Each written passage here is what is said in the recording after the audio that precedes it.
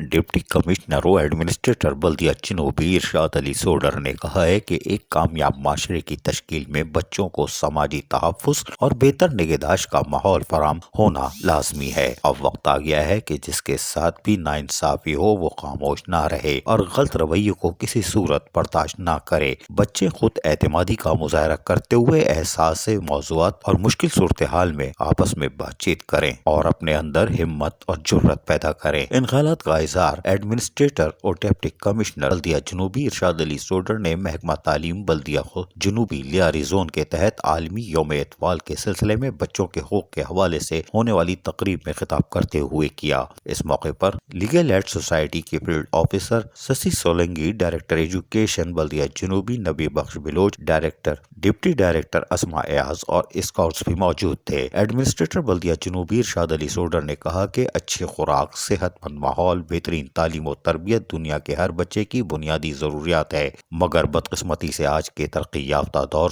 میں بھی کروڑوں بچے ان سہولیات سے محروم ہیں۔ بچے ہمارا قیمتی سرمایہ اور مستقبل میں بلا شبہ بچوں کی حفاظت، نگہداشت اور انہیں جنسی تشدد سمیت کسی بھی ناروا سلوک سے بچانا ہم سب کی قومی ذمہ داری ہے۔ بچوں کو ہر طرح کا تحفظ اور ہر قسم کی مراحت ملنی چاہیے۔ عزیز عارف، KBS بلدیاتی نیوز، کراچی۔